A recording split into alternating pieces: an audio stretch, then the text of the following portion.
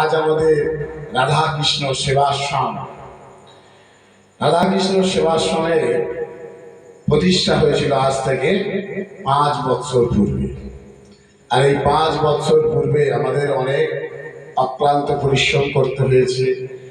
আমাদের বহু ভক্ত যারা আমাদের সঙ্গে কাঁধে কাঁধ মিলিয়ে এই রাধা গোবিন্দ সেবাশ্রম কে সাহায্য করেছেন।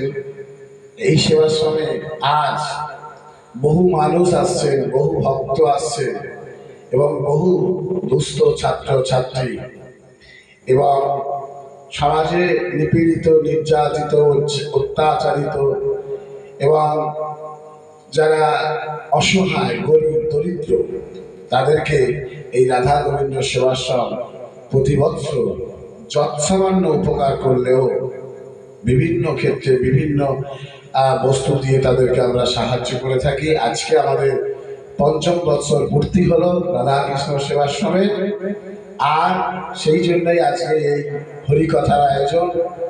প্রতি বছরই আমাদের এখানে বিভিন্ন দিনে বিভিন্ন সময়ে বহু ভক্তের সমাগম হয়। তবে আজ থেকে আমি এটা ঘোষণা করছি, সপ্তাহে 2 দিন, সেটা হলো সোমবার এবং শনিবার। এই সোমবার এবং শনিবার এই 2 দিন আমাদের রাধা কৃষ্ণ সেবাশ্রমের এই গৃহে ভগবত তত্ত্বকথা, ধর্মকথা এবং হরিকথা আলোচনা হবে। কারণ 2 দিন এই জন্য বলছি, আমি তো কীর্তন করি, জেলায় জেলায় আমায় যেতে হয় কীর্তন করতে। তো কীর্তনের ফাঁকে আমি এই হরিকথা আলোচনা করব। সমস্ত ভক্তদের উদ্দেশ্যে বলছি। আর যখন কীর্তন আমার থাকবে না, আমি যদি মনে করি সারা বছরই তো কীর্তন করতে পারি, কিন্তু ভক্তদের অনুরোধে আমি অন্তত চেষ্টা করব 2 দিন, 1 দিন অবশ্যই সপ্তাহে আপনাদের সামনে এসে হরিকথা প্রচার করা, ধর্মকথা প্রচার করা।